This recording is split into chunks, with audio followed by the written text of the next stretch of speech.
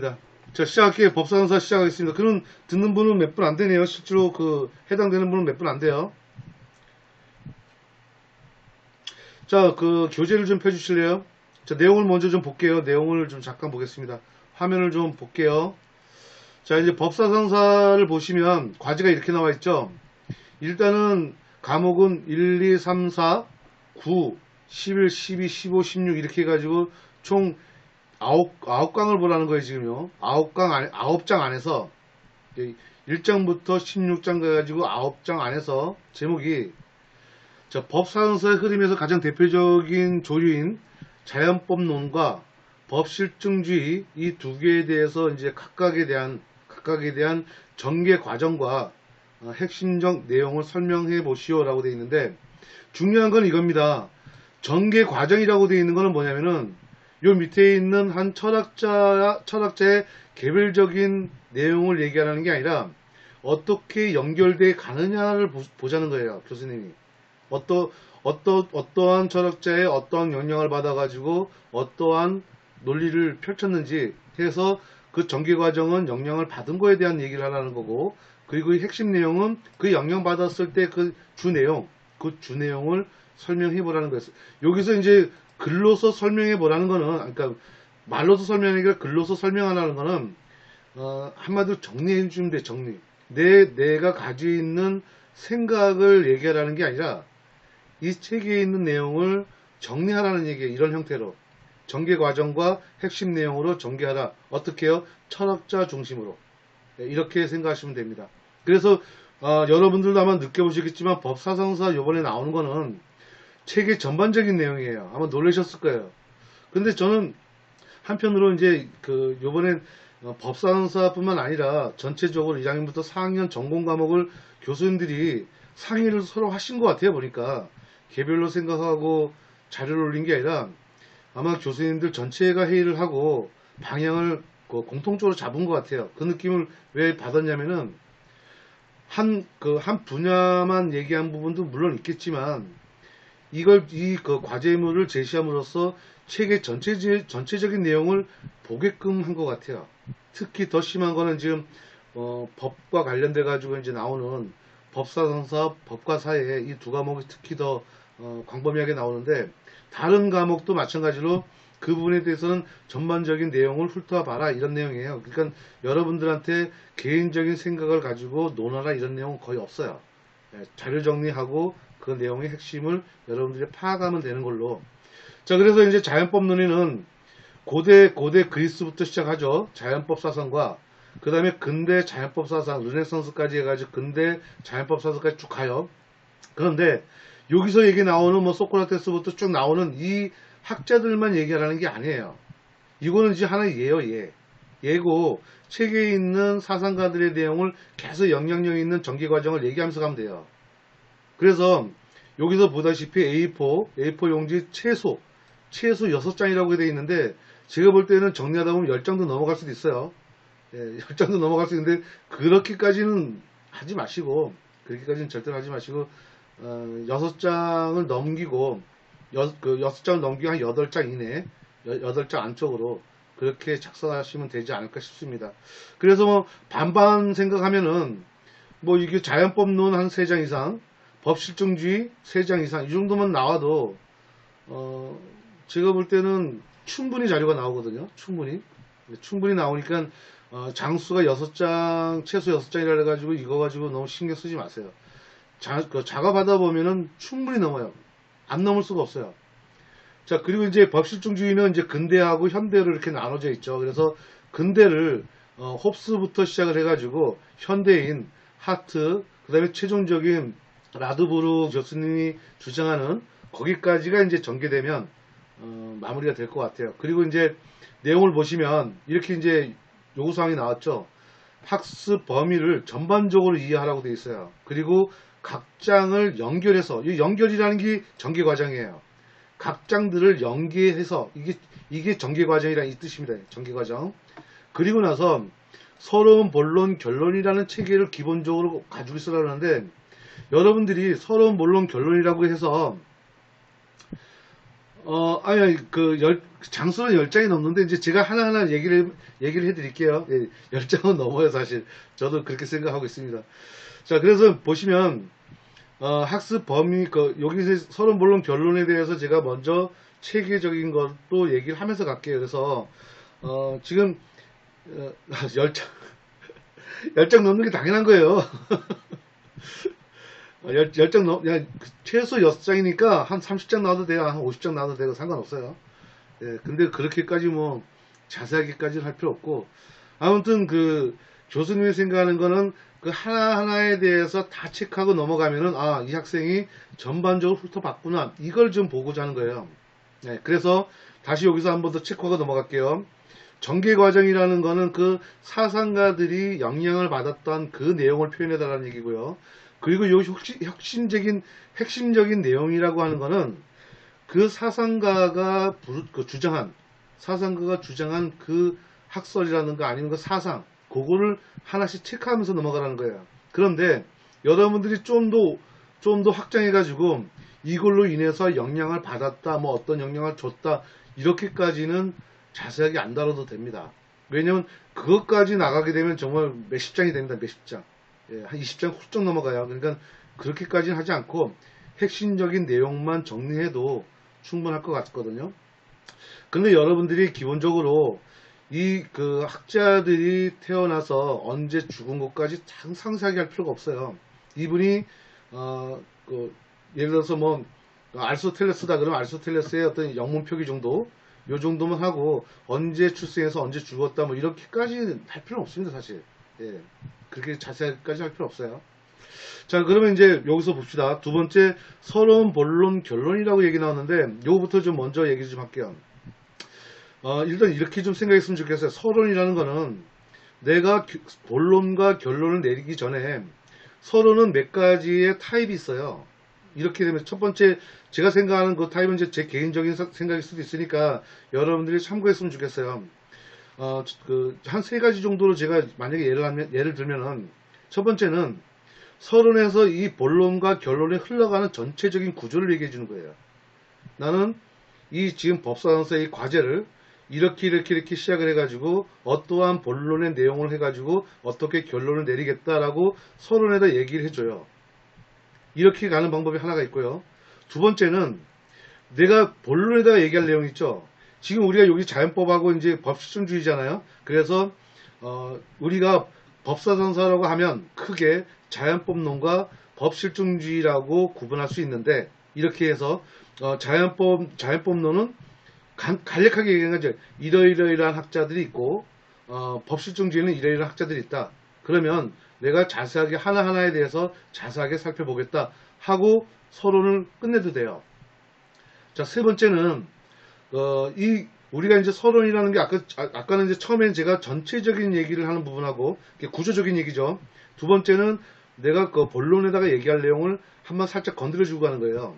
그게 사상을 얘기해 주든 예를 들어서 자연법론이란 해가지고 자연법론의 정의를 써주든 법실증주의 정의를 써주든 아니면 제가 방금 얘기했던 것처럼 어떤 한 예의 어떤 학자들을 얘기해 주든 그렇게 해서 구분을 시켜주고 내가 이제부터 자세하게 전개해 나가겠다 이렇게 나가는 게 있고요.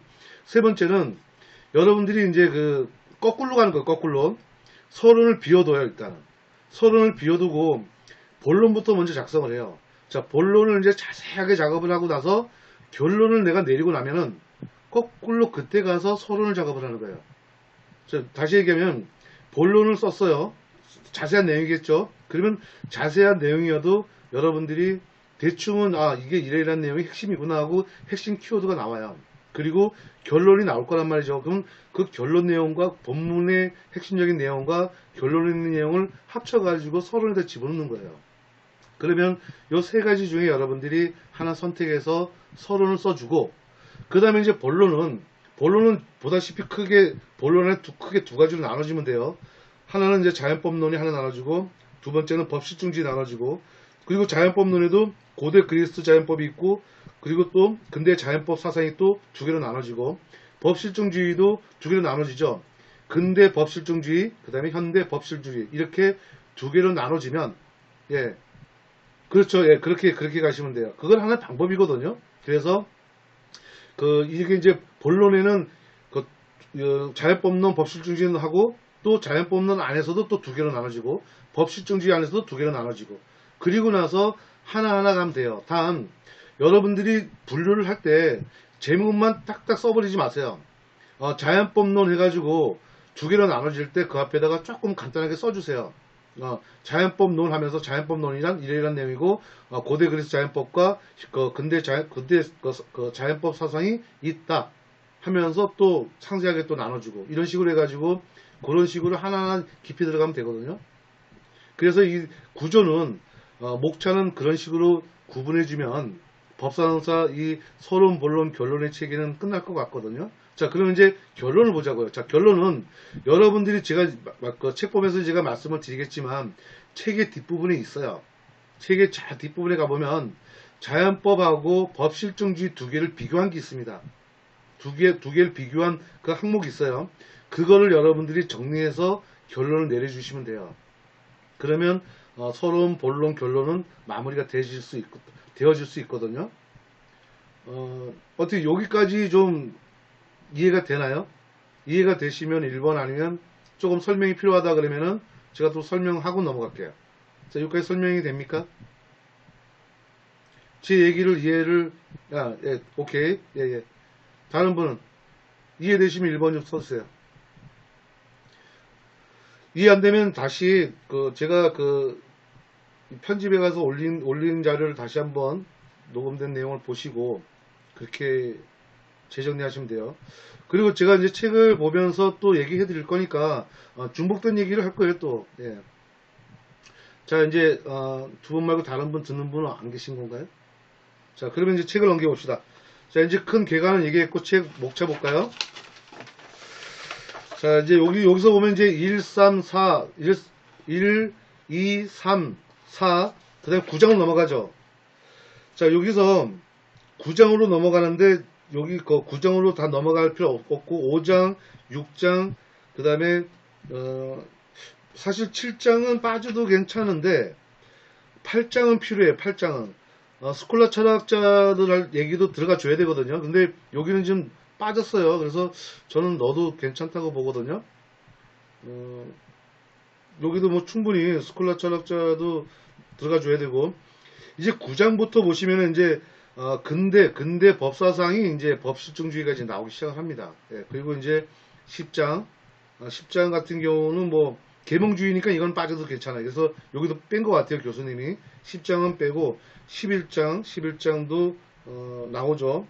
그 다음에 이제 12장도 필요하고요. 그 다음에 이제 13장은 공리주의가 나오는데 여기서 보시면 벤담이라고 나오는데 벤담이 공리주의거든요. 근데 여기는 13장이 빠져 있어요. 근데 13장 집어넣어 줘야 됩니다. 13장도 들어가 줘야 되고 그 다음에 이제 14장도 들어가 줘야 돼요. 그 존 스튜어트 밀도 공리주의에서 벤담하고 밀하고 대표적인 공리주의자거든요.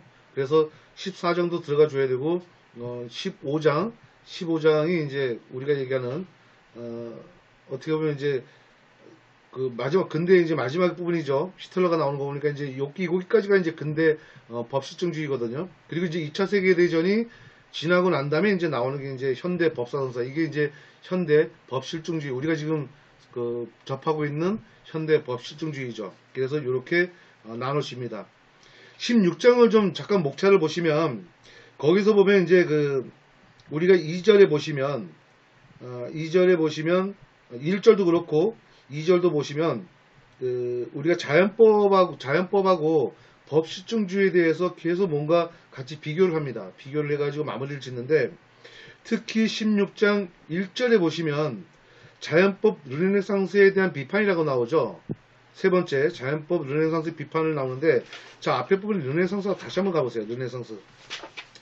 르네상스를 가보시면 자, 르네상스에 가보면 7장이죠. 7장. 네, 7장이죠. 자, 근데 우리는 여기 범위에 보면 7장이 없죠. 네, 7장이 없는데 여러분들이 시간 되시면 7장도 봐줬으면 좋겠어요. 이게 지금 근대 영국의 법사전서 나오기 전까지는 다 자연법이에요, 자연법. 예, 거기에 이제 고대와 근대가 나눠지는 거예요. 예, 그래서, 여기까지가 이제 자연법으로 보시고, 그 이유가 이제 법실중주의로 보시면 됩니다. 자, 제가 이제 제 화면을 아직 안 넘어간 이유가, 자, 보세요. 제 화면을 볼게요. 법실중주의라 해가지고, 법실중주의에서 처음에 여기서 보시면, 아니, 그 위에 보면 근대 자연법 사상이라고 해가지고, 여기 사회계약법이라고 나오죠. 이 사회계약법이라고 나오는데, 이 사회계약법은 어떻게 보면은 자연법만 가지고 있는 게 아니에요. 그걸 여러분들이 체크하고 넘어가셔야 돼. 이게 사회계약법이라는 거는 누구를 위한 거냐고 보시면은 거의 군주를 위한 거예요, 군주. 누구하고요? 백성, 그 시민과 군주의 그 다스리는 걸 서로의 약속을 얘기하는 건데, 그게 우리 여기 때는 이제 그걸 사회계약법이라고 보는 거거든요. 사회계약론이라고 보는 건데, 이 사회계약론은 여러분들 이제 이해하시면 돼요. 사회계약론은 법으로 전개되지 않았습니다. 법으로 전개되지 않았는데, 그래서 이제 여기는 자연법 사상에다가 이제 남겨놨는데, 이 사회계약법을 주장을 하면서 그게 군주가 어떻게 보면은 시민을 다루는 데 있어가지고 이 룰을 가지고 참고사항으로 가져가라고 헌정한 거예요. 헌정한 내용. 근데 이게 사회계약법은 법으로 넘어가지 않았다는 얘기죠. 예, 입법화되지 않았어요. 그래서 여러분들이 이제 법실중주의라고, 우리가 이제 그 법실중주의는 법을 만드는 거거든요. 법을 만들 때는 법을 만드는 기간이 있어야 돼요. 처음에는 행정부에서 다 했죠. 그리고 나서 어디입니까? 호크죠, 호크. 로크가 이제 얘기하는 게 이제 이분법론을 얘기했고, 이분법론을 얘기할 때 이제 그때 입법부가 생기는 거예요. 그게 법실중주의하고 다 연결됩니다, 이게. 그러니까 여러분들이 여기서 얘기하는 사회계약론이라고 하는 거는 이걸로 인해 가지고 여러분들이 오해할 수 있는 게 꼭 뭔가 시민을 다스리는 하나의 룰 같은데, 이게 특이하게도 이 법을 넘어가지 않았다라는 거. 요것만 여러분들이 체크하고 책을 보시면 조금 이해하기 좀 쉽습니다. 자, 이게 이제 전체적으로 제가 말씀드리고 싶었던 내용이고요. 자, 지금 많이 들어와 계시네요. 9분이 들어와 계시네요. 그 사이에 들어오신 분 누구누구인지 좀 얘기 좀 해주세요. 예? 여기 와서 인사 잠깐 하고 넘어갑시다. 지금도 좀 딱딱한 얘기 할 거니까 인사 잠깐 하고 넘어가요. 지금 들어오신 분 앞에 인사 안 하고 10분이네. 지금 법사전서 듣는 분만 좀 대답 좀 해주실래요? 2분 빼고. 현정아고님하고 은혜아고님 빼고. 다른 분. 법사전서 지금 듣는 분. 수강하시는 분. 들어오신 분 또 있나요? 법사전서. 없나요? 2분밖에 없어요?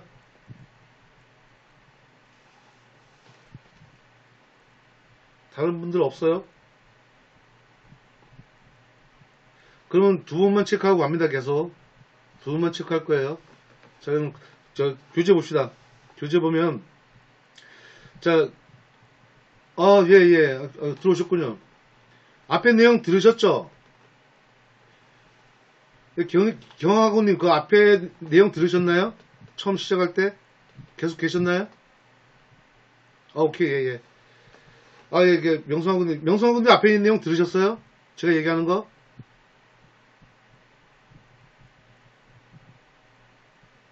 앞에 내용 들으셨어요?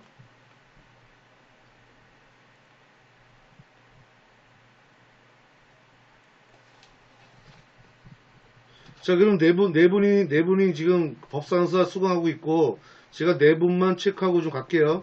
다른 분들은 경청하는 부분만 있어가지고, 예, 괜찮습니다. 왜냐면은 제가 법사전서 하는데 이제 최소한 수강하는 분들이니까, 그럼 앞에 내용을 좀 들으셨으면 좋겠어요. 객관적인 내용, 서론, 본론, 결론 내리는 방법도 제가 다 말씀드렸으니까, 그걸 좀 참고 삼아서, 작업을 하시면 될 것 같아요. 과집을 쓰시면 될 것 같아요. 그거는 법사전서만 해당되지 않아요. 우리가 보통 서론, 본론, 결론을 할 때는 대부분 이제 그런 구조로 가거든요. 그러니까 여러분들이 다른 과제를 쓰더라도 그런 형식으로 쓰시면 아마 그 과제물 작성하는 데는 어려움이 없어요.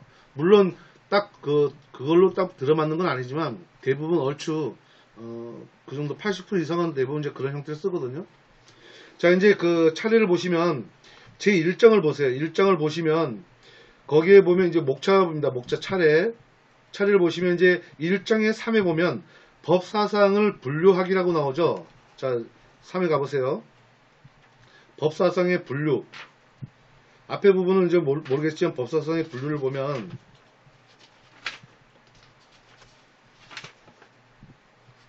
자, 법사상의 분류를 보면 우리가 하고자 하는 말 나오죠. 여기서 8페이지에 보시면 우리가 특정한 법사상이 자연법론인지 법실중주의인지 이렇게 이제 먼저 나눠진다고 하죠. 그래서 요 내용이 지금 우리가 얘기하는 서론이에요. 서론. 저 지금 이 책 처음 봐요. 지금요. 예, 저 지금 책 처음 보거든요. 근데 여러분들이 이 안에 목차만 보고도 어디에 뭐가 있는지가 눈에 들어와야 돼요. 사실. 예. 그죠? 우리가 원하는 게 어디 있는지 알아야 되잖아요. 지금. 예, 그래서 제1장 3에 보면은 법 사상을 분류하기, 여기에서 일단 크게 분류하는 내용이 나오고 그 내용을 정리하면은 서론이 됩니다. 서론. 자, 이제 본론을 가볼까요? 본론을 가보면 이제 고대 그리스부터 나오죠. 자, 고대 그리스가 나오는데 제일 먼저 아리스토텔레스가 나와요. 아리스토텔레스는 문서로 남긴 게 하나도 없어요. 예, 그분이 남기지 않고 플라톤이라는 그 제자가 남겼죠.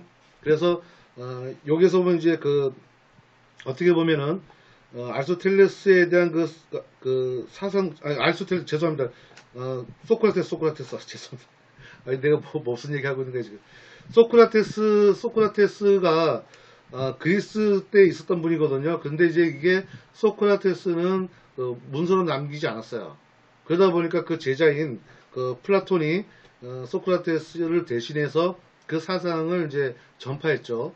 그러다 보니까 여기 처음 시작할 때가 자연법인지 아니면은 자연법이 아닌 법실증주의인지 그거를 좀 먼저 얘기를 해야 돼요. 그런데 우리가 법실증주의는 저 뒤에서 나와요. 뒤에. 근대에서 나오죠. 근대. 예, 근대에서 나오는 거기 때문에 이때는 고대잖아요. 고대임에도 불구하고 어떻게 보면은 이런 거죠. 법이라는 게 존재했어요. 법이라는 게 존재했는데 그게 관습법을 통하든 아니면은 뭔가 황제가 되든 아니면 교황이 되든 어떤 이제 그 룰이 있죠. 그 사회를 다스리는 하나의 법이 있으면 그 법은 이 인간이 만들었다 아니면 신이 만들어뒀다 아니면은 인간이 만들었지만 신을 대신해서 만들었다 이렇게 여러분들이 생각을 먼저 하세요. 그 생각을 먼저 하고 들어가셔야 돼. 그러지 않고 책을 무조건 막 보다 보면은 이게 도대체 무슨 말 하는지 몰라요. 그래서 다시 한번 얘기를 하면 이때 당시에 법은 우리가 법이라기보다는 서로의 약속이죠. 규율이죠. 어떻게 보면 규율이고 그 규율은 문서로 남기긴 했는데 문서로 남길 때 그거는 아주 우리가 지금 보고 있는 법하고 좀 많이 달라요. 그러다 보니까 계명 같은 거예요. 계명이다 보니까 이거를 사람이 만든 계명이 있고 신이 만들었다고 하는 그런 규율이 있고 또는 신을 대신해서 만들었다고 하는 그 세 가지 형태가 있다고 보시면 돼요. 자, 그러면 소크라테스가 사형 선고를 당하잖아요. 사형 선고를 당할 때 악법도 법이라 했단 말이에요. 그때 얘기하는 이 악법이라는 거는 자연법이냐, 신이 만든 법이냐, 아니면 신을 대신해서 만든 법이냐, 아니면 사람이 만든, 인간이 만든 규율이냐, 이거를 여러분들이 먼저 알고 가셔야 돼요. 그런데 이런 얘기가 나오죠. 결과적으로는 소크라테스가 죽은 거는 어떻게 죽어요? 사형 선고 받은 건 신법으로 안 한 거예요. 신법으로 안 했기 때문에 이때는 신법이 아닙니다. 예. 그러다 보니까 플라톤은 영향을 받죠. 어떤 회의감을 느끼는 거예요. 내 스승이 악법으로 인해 가지고 사형 선고를 받고 사형을 당했단 말이에요. 그냥 거기서 회의감을 느끼는 거죠. 그러면 플라톤은 그 회의감을 가지고 사상을 전개해 나간단 말이죠. 그러면 플라톤은 결국은 이때 얘기하는 악법을 주장하지 않겠죠. 무조건 이제 이제부터 자연법을 주장하게 될 수밖에 없어요. 그래서 플라톤의 사상이 이제 자연법에서도 대표적인 게 여기서 보세요. 사정을 보세요. 그러면 이제 그 여기서 얘기하는 2장에서 2절에 보면 고대 자연 철학의 사상이 나오죠. 2장에 있는 2절에 고대 자연 철학에 대한 사상 요구를 조금 정리하시고요. 그 다음에 소크라테스에 대한 이 부분은 지금 방금 제가 얘기했던 요 개념만 가지고 들어가세요. 그러면 결국은 소크라테스에 대한 사상은 지분할 필요가 없는 거예요, 여러분들이. 과제물의 자연법에 들어갈 필요가 없죠.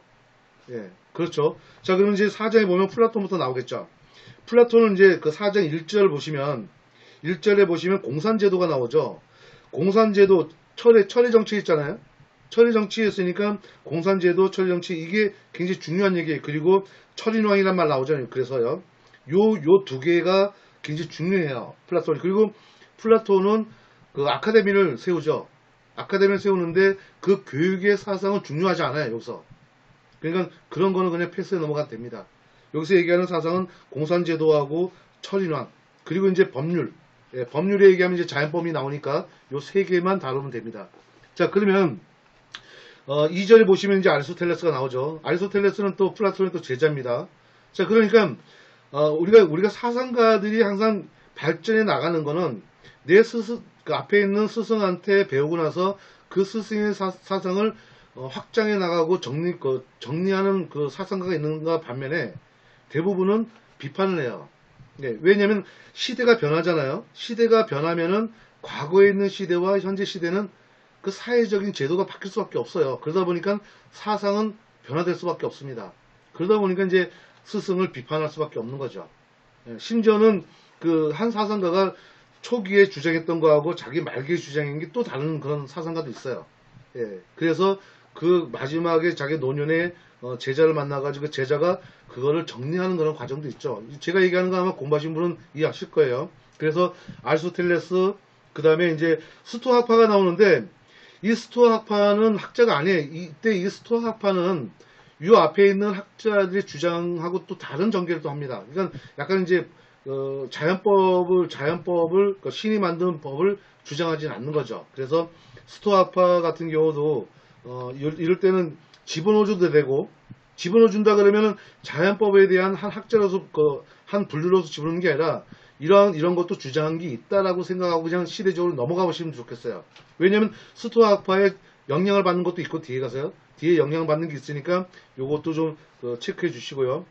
그래서 키케로 같은 이런 학자도 얘기해 줬으면 좋겠고. 자, 5장에 보세요. 5장에 이제 중세가 들어갑니다. 중세에 이제 아구스티누스라는 거는 이제 황제죠. 황제 이름이죠, 이게. 아구스티누스에 대해서 이제 요때는 황제 중심으로 이제 정계에 나가다 보니까, 중세 정계에 나가다 보니까 여기서 얘기하는 국가론, 법이론, 예, 요 두 개가, 그리고 이제 신앙과 철학이라는 것도 영향을 다 받아야 해서 사상은 국가론하고 법이론, 이게 사상이에요. 예, 사상이고 그 사상을 좀 넣어줬으면 좋겠고요. 그리고 토마스 아퀴너스에 대한 요것도 이제 여기서 보면 정의론하고 자연법론이 나왔는데, 어떻게 보면 이제 정의론하고 정체론 요 두 가지만 얘기를 하게 되면 자연스럽게 자연법론이 나와요. 그래서 정의론하고 정체론은 하나의 사상이고요. 거기서 나온 것이 이제 자연법론을 전개해 나갑니다. 그 얘기를 좀 해줬으면 좋겠고. 자, 6장에는 이제 후기 스콜라 철학자들이 나와요. 그래서 여기서 이제 몇 명은 안 되지만 3명에 대해서 간략하게라도 한 줄 들어가 줬으면 좋겠어요. 이 사람들도 무시할 수 있는 분들이 아니거든요. 그래서 교수님은 그 범위에서 집어넣지 않았지만 여러분들은 간단하게 한 2줄이든 3줄이든 무조건 체크하고 넘어갔으면 좋겠어요. 이분들이 주장했던 거. 그래서 자연법하고 실정법하고 서로 이제 비교해 가면서 이렇게 체크해 주 넘어갔으면 좋겠어요. 왜냐면 이 실정법이 나중에 후대가 가지고 이 영향을 받아야 돼. 법 실증주의 영향을 받기 때문에 여러분들은 이때 이걸 써줘야 나중에 법 실증주의가 가지고 앞에 어떻게 보면 영향을 받았다는 그 학자를 다시 부르면서 전개해 나갈 수 있어요. 법 실증주의가 갑자기 훅 생긴 게 아니에요. 앞에 여기서 보세요. 후기 스콜라에 보면은 실정법이 나오잖아요. 이때부터 하나의 기초적인 사상이 들어가기 시작한 거예요. 그래서 이런 것도 충분히 얘기 나와줘야 됩니다. 그리고 아리스토텔레스도 이제 다시 2절에 보시면 4장 2절 4에 보세요. 법 성문법, 자연법 이렇게 나오는데 우리가 얘기할 때 이 성문법은 우리가 알고 있는 그런 완전한 성문법이 아니에요. 그러니까 용어가 지금 현재 똑같은 용어로 쓰되 지금 우리가 알고 있는 지금 현재 법하고는 좀 차이가 있습니다. 그래서 그런 거를 좀 생각하고 가셔야 돼요. 그래서 여기 다시 말씀드리지만 스콜라 철학자들 요 세 분은 간단하게라도 정리해주고 가세요. 그러셔야 여러분들이 나중에 법실중주의 얘기할 때 어디서 영향을 받아서 이 법실중주의가 전개해 나간다고 갈 수가 있어요. 네. 자, 그럼 이제 르네상스 갑시다. 르네상스를 보면은 마키아벨리가 이제 군주론이 나오죠. 이 군주론이 사실 마키아벨리는 상당히 극과 극을 달려요. 어떤 후대에 남기는 게 극과 극이에요. 악이다 선이다 뭐 극과 극입니다. 논하는 게. 그래서 마키아벨리는 이제 아부를 떨었던 사람이죠. 군주론에서 황제한테 이제 아부를 떠는 게 이제 군주론입니다. 그래서 이 군주론이 어떻게 보면은 어떻게 보면 이제 또 꼭 그렇진 않겠지만 이제 사회계약하고 비슷하죠. 어떻게 보면은 사회계약하고. 그래서 일단 요렇게 한번 좀 군주론을 한번 좀 살짝 건드려 줬으면 좋겠고, 그리고 이제 보덴 같은 경우는 이제 뭐 3절 3에 보면은 어떻게 보면 이제 관용과 종교 간의 대화라고 나오는데 요것도 좀 체크하고 넘어가 주셔야 돼. 이게 왜 이러냐면 아마 우리가 앞에 한번 나왔었잖아요. 그죠? 관용과 종교 여기 영향을 받는 게 우리가 이제 해이주의가 막 나오잖아요. 해이주의가 나오니까 이 해이주의가 어떤 영향을 또 받죠. 그게 이제 근대 자연법으로 넘어가는 하나의 과정이라고 보시면 돼요.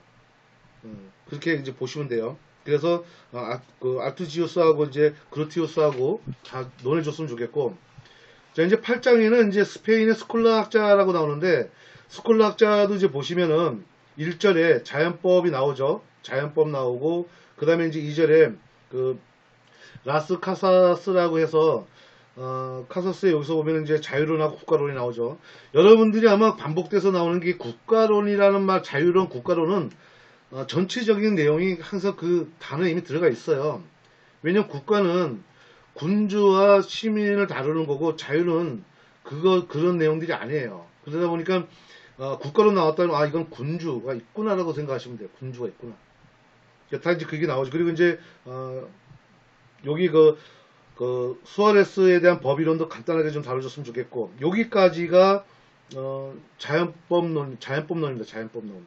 그러니까 이렇게 보시면 돼요. 자연법도 처음에 이렇게 간 거예요. 앞에는 이제 초창기에 이제 소크라테스가 이제 사망하고 죽고 난 다음에 플라톤에 의해서 이제 자연법이 이제 시작되죠. 자연법이 시작되면서 그때는 완전하지 않았어요. 제가 얘기하는 완전하다는 건 어떤 뜻이냐면은 이게 순수한 신의 법이다. 아니다. 신을 대신한 법이다. 신을 대신해서 인간이 만든 법이다. 이렇게 두 개가 공존했어요. 그러다가 신이 절대적인 신이다. 그 다음에 후대 넘어가면서 아니다. 신에 의해서인 게 아니라 이거는 신을 대신해서 만들어지는 자연법이다. 이게 이제 후대에 나오는 거죠.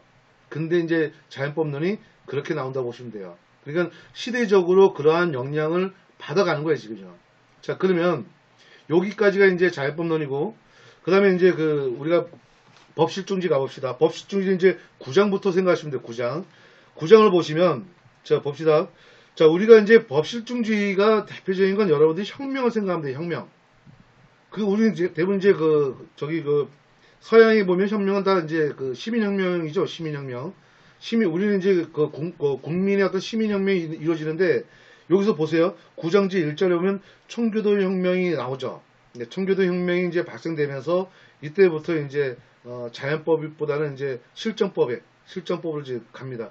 자, 왜 이렇게 되냐면은 잘 보세요. 다시 제가 얘기를 하면은 법실중주의는 반드시 법을 만드는 기관이 있어야 돼요.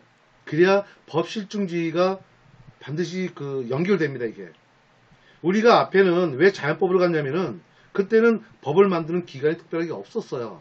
그런데 여기 이제 근대 영국 법상서에서 보시면 청교도 혁명, 어떤 시민혁명이 발생되고 그게 종집을 찍으면서 결국 어떻게 돼요? 시민이 결국은 이기면서 끝나죠. 이기면서 끝났는데 이제는 우리 시민하고 약속을 하자. 우리 약속을 하자. 어떻게? 법을 만들어 가지고. 일단 이 법은 우리 시민들만 지키라는 게 아니라 황제 너도 지켜 이거예요. 황제 당신도 지켜. 그래? 그럼 내가 그 법을 지킬게 해서 나오면 어떤 기관이라면 그게 처음에는 행정부였어요. 행정부에서 법도 만들고 집행도 했는데 그게 이제 나중에는 어떻게 보면 이제 이분법이 나오고 그다음에 상권 분립론이 나오고 막 이렇게 되죠. 그렇게 되면서 법은 어떤 기관에서 처음에 행정부, 그다음에 입법부 이렇게 해가지고 법이 만들어지면서 법 실중주의가 이제 태동되고 또 이제 2차 세계대전 전까지는 어떻게 보면 이제 전통 법실중주의가 이제 근대 법실중주의가 되는 거죠. 근대 법실중주의여서 2차 세계대전 이후에는 현대 법실주의에 넘어가게 되죠. 근데 이 넘어가는 과정이 여러분들이 뻔한 거예요. 왜 그러냐면 처음에 법실중주의 나올 때 절대적이었거든요. 어떤 절대적이냐면 처음에 자연법이 나올 때도 신의 절대적인 법이라 그랬어요. 이 법실중주의도 마찬가지야. 우리가 법을 만들면은 무조건 법은 지켜야 된다. 이거였어. 어느 누구든지. 그러다 보니까 어떤 문제가 생겨요? 아주 악법이 나오는 거죠. 그게 나치법이 나오는 거예요. 나치법. 처음엔 그럴 거라고 보지 않았죠. 근데 결국은 그걸 악으로 이용한 사람이 나온 거예요. 나오다 보니까 이것도 모순이 있다. 그러면 이걸로만 가면 안 된다. 예. 그래서 제한을 두는 거죠. 제한을 두는 게 꼭 이게 절대적인 건 아니다. 하나의 제한을 둬요. 그 제한되는 내용이 결국은 그게 현대 법실중주의입니다. 이러이러한 거는 제한을 둬야 된다. 이러이러한 거는 이래서 제한을 둬야 된다. 이렇게 지금 뭔가 수정을 하죠. 그래서 그 수정된 법실중주의가 현대 법실중주의예요. 자, 다시 봅시다. 그럼 9장에서 보시면 홉스가 이제 얘기 나오는 게 보세요. 사회계약론이라는 나오죠. 사회계약론이 나오는데 이 사회계약론은 결국은 이게 리바이어던이라 해가지고 이게 국가예요, 국가. 새로 단어를 만들었죠, 이게. 하나의 국가를 얘기하면은, 국가라는 건 뭐예요? 우리가 조직을 만든 거예요, 지금. 전에는 이제 군주가 모든 걸 다 정치를 해버렸는데, 이제는 그게 아니라는 거. 조직을 만들어서 간다는 거죠. 그런 조직을 만들면 룰을 만들어야 되잖아요. 그 룰을 만들면 어떻게 돼요? 법을 만들어야 되죠. 법을 만들려니까 어떻게 돼요? 어떤 근거를 만들어줘야 될 거 아니에요. 근데, 법실주의 처음에 만들어질 때도 자연법에서 많은 사상을 가지고 와요, 사실은. 영향을 받죠, 당연히. 예, 그래서 그 영향을 받아서 법이 만들어지고, 그러면 이제 여기서 보시면, 2절 5에 보면은 자연법과 실정법이 나오죠. 자연법과 실정법이 나오면서 그 두 개를 비교해 갑니다, 비교해 가요. 이때는 절대적인 법실중주의예요. 절대적, 그러니까 상대적이지 않은 거예요. 절대적이에요. 그러다 보니까 여러분들이 그것도 생각을 좀 하셔야 되고, 자, 그리고 이제 로크가 나오죠, 로크. 로크가 이제, 로크에 대해서 얘기 나오게 되고, 그 다음에 10장에 이제 계몽주의가 나오는데, 이 계몽주의도 사실 이제 우리가 과제물에서는 벗어났지만 이것도 좀 다뤄줘야 돼. 왜냐면은, 스피노자도 사회계약론을 얘기하거든요. 그래서 이성이라는 걸 얘기하는데, 이성 얘기 나오니까 제가 하나 더 얘기할 게 있다. 제가 이거 빠뜨릴 뻔 했는데, 자연법하고 법실중주의하고 또 차이가 뭐가 있냐면은, 물론 체간에 있는 내용들일 거예요. 어떻게 보면은 이제, 순수법학이라는 게 있고, 이제 자연법학이라는 게 있어요. 그건, 실천법학이 있고, 자연법학이라는 게 있어요.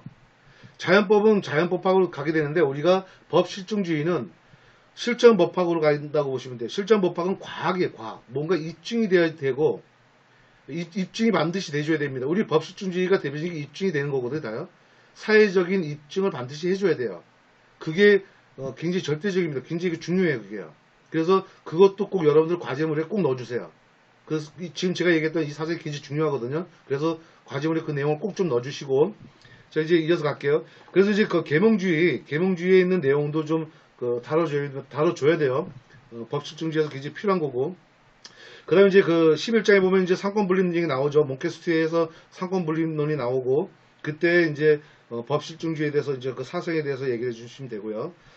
그리고 여기 5에 보면 이제 제한정부론이 나오는데, 이 제한정부론은 여러분들이 헌법에서도 이미 배웠던 내용들이에요. 어떤 내용이냐면은, 정부 이 상권분립이었잖아요. 상권분립이었기 때문에, 의회가 강해지는 것과 입법부가 강해지는 거와 의회주의가 강해지는 거와 사법부가 강해지는 거에 대한 어떤 제한적인 내용들을 설명을 합니다. 이 몽테스키가 그런 것도 주장을 해요. 그래서 결국은 균등한 세계가 서로 견지하고 균형이 잡혀 있는 상권 분립이 돼야 된다. 이렇게 주장을 하거든요. 그 이제 사상이 이제 나오는 겁니다, 지금. 그러니까 결국은 10장에 있는 계몽주의가 계속 연결해서 나와야 돼요, 연결해서 와야 되기 때문에 10장을 완전히 배제해 버릴 수는 없어요. 그래서 11장은 연결해서 몽테스테, 그 다음에 이제 루소 얘기 나오고, 그 다음에 이제 프랑스 대혁명이 나오는데, 앞에 있는 청교도 혁명하고 프랑스 혁명하고 이제 어떻게 보면은 서양에서는 이 혁명이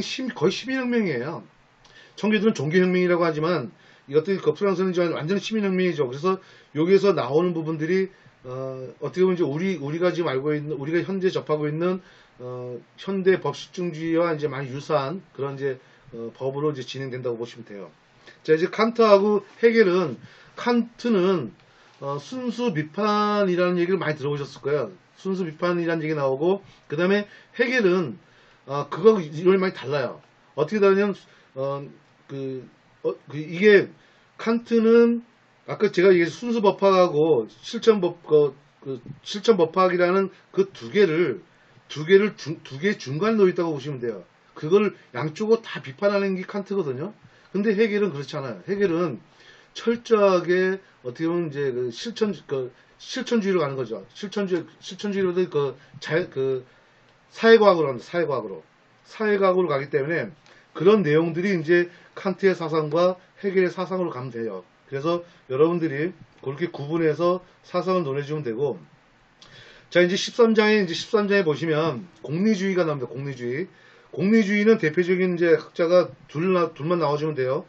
공리주의가 어떠한 내용이고, 그 다음에 벤담과 스튜어트 밀 두 개에 대해서 이제 나와주면 됩니다. 그래서 이게 다 이제 법실중주에서 계속 전개해 나가고 있는 거예요. 그리고 난 다음에 14장 두 번째 보시면은 아나키즘에 대한 얘기 나오고 마르크스주의가 나오거든요. 이것도 다 법실주의하고 이제 연결되는 부분이라 이것도 다뤄줬으면 좋겠어요. 그리고 이제 15장에서 보면 이제 드디어 이제 그 현대 법실중주의가 나오는 겁니다. 그래서 바이마르 공화국도 이제 근대 이제 법실중주의가 나오는 거고, 그 다음에 나치 법실중주의가 어떻게 해서 나왔다는 그 배경이 앞에서 이렇게 전개 나가고 있는 거거든요. 그래서 이제 이 법을 법을 잘 이용한 거죠. 어떻게 보면 악법으로 잘 이용했던 이 히틀러의 작품이까지가 이제 근대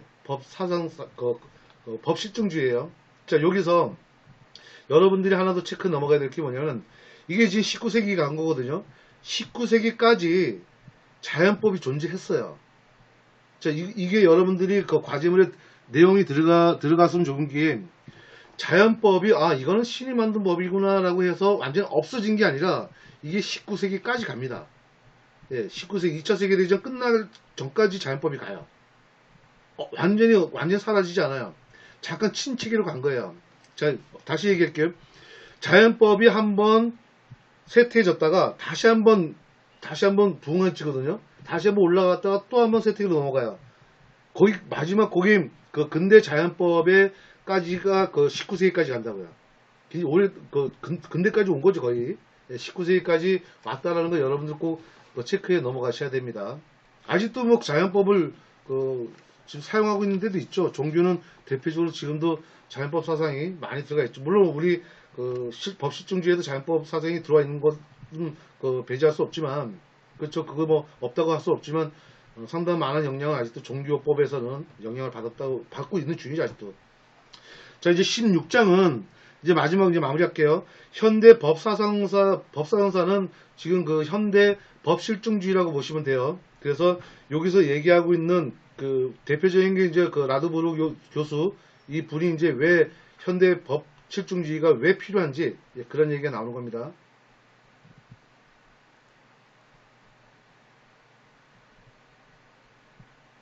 이게 무슨 얘기죠? 일반 참여자가 무슨 얘기죠? 자, 그래서 이제 마무리하겠습니다. 16장 2절에 보시면 이제 이게 결론 들어가는 사항이에요.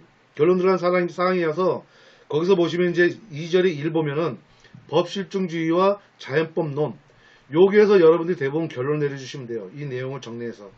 예. 그러면 이제 마무리가 되는 겁니다. 자, 여기까지가 이제 전체적인 내용을 얘기해 줬어요. 아무래도 책을 전반적으로 봐야 되는 부분인데, 여러분들이, 이건 이제 하나 요령을 제가 좀 알려드릴게요. 책을 여러분들이 보실 때, 전에 한번 제가 얘기했던 건데, 특히 이럴 때는 여러분들이 필요해요. 책을 읽어보시면서 내가 필요한 내용들을 빗금을 그세요. 자로 파란색과 빨간색으로 해가지고 빗금을 그세요. 자, 빨간색은 내가 이제 요번 과제물에다가 꼭 넣어야 될 내용들이구나. 파란 거는, 그거보다 더 덜 중요하지만, 그래도, 중요한 부분이다. 그러면 그건 파란색, 아니면 이건 굉장히 중요한 내용이네. 꼭 넣어야 되겠네. 할 때는 빨간색으로 체크해놨다가, 나중에 이제 과제물 쓸 때 그 체크된 부분만 보시면 돼요. 체크된 부분만 쭉 보시면서, 거기 있는 내용을 그대로 옮기는 게 아니라 그 내용을 다시 한번 정리하면서 체크해 주시면서 주석을 달면 됩니다. 그러면 법사전서 과제 쓰는데, 글쎄요, 하루 이 책 보고, 그 다음날 정리하면서 과제를 쓴다 그러면 이틀이면 끝나지 않겠어요, 그죠? 하루도 너무 긴지 짧은지 모르겠지만, 그렇게 하면 되거든요. 그래서 여러분들 그런 방법을 한번 써보세요. 이렇게 지금 책을 거의 다 요점 정리하는 시기라 그러면은 그 방법이 굉장히 효율적일 거예요, 아마요. 굉장히 효과도 굉장히 높을 겁니다. 그래서 여러분들이 효율적으로 그렇게 이용했으면 좋겠거든요. 그리고 이게 다 처음에 제가 말씀드린 것처럼 법사상사에 대해서의 주제는 아마 기말시험 대비인 것 같아요. 제 느낌에. 이건 100% 기말시험 대비예요, 내가 볼 때는. 그래서 여러분들이 이걸 전체적으로 한번 봄으로써 기말시험도 대비된다고 보시면 돼요. 기말시험 공부 다 한 거죠. 네, 그렇게 생각하면은 일석이조죠, 어떻게 보면. 네, 이게 교수님이 원하는 방향인 것 같아요, 제가 볼 때는. 우리를 좀 힘들게 하지 않았나 하지만 결과적으로는 우리가 긍정적으로 볼 때는 굉장히 큰 도움이 되겠구나라고 생각할 수 있지 않을까 이렇게 생각합니다. 자, 여기까지 법사전서 질문해 주세요. 자, 마무리하겠습니다. 법사전서 질문해 주세요.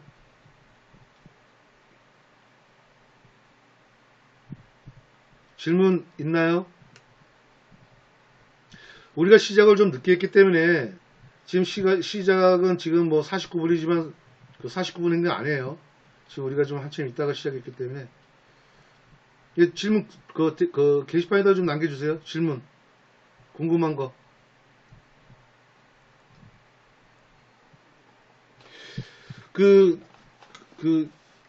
아마 여러분들이 제가 얘기하는 부분을 듣고 책을 보셔도 되고, 책을 보고 난 다음에 제 얘기를 하면 제가 얘기하려는 게 어떤 내용인지 이해하기 쉬울 거예요. 그리고 다시 말씀드리지만 체크를 하세요. 빗금을 그시고 그 빗금 부분만 쭉 넘기면서 맞죠? 예, 넘기면서 여러분들이 과제물 쓰면은 굉장히 수월하거든요. 굉장히 쉬워요. 예, 과제물 쓸 때는 얼마 걸리지도 않아요. 왜? 체크한 부분만 보면 되니까. 읽으면서 체크하고 나중에 내가 과제물 쓸 때는 그 체크한 부분만 보면 되잖아요. 그죠? 그러면은 그대로 그냥 옮겨 놓는 거하고 똑같죠. 그러면서 어떻게 보면 기말 시험이 완전히 대비가 되죠. 예. 제가 중세까지 했죠. 우리 스터디 중세까지 했는데 여기 제가 해드린 것까지가 자연법이었어요, 사실. 예, 그러지 않았나요? 제가 여러분들한테 설명해 드린 것까지가 자연법이었거든요. 그리고 이제 제가 남은 게 이제 법실중지만 남았어요, 사실. 그래서 앞에 있는 제가 설명할 때 그 내용도 한번 읽어보시면 자연법 쓸 때 이 전개에 나가는 그 배경은 충분히 공부가 숙지할 수 있을 것 같거든요. 저 질문 없는 걸로 갈까요? 질문 없으면 바로 다음 공정거래법으로 가겠습니다. 자,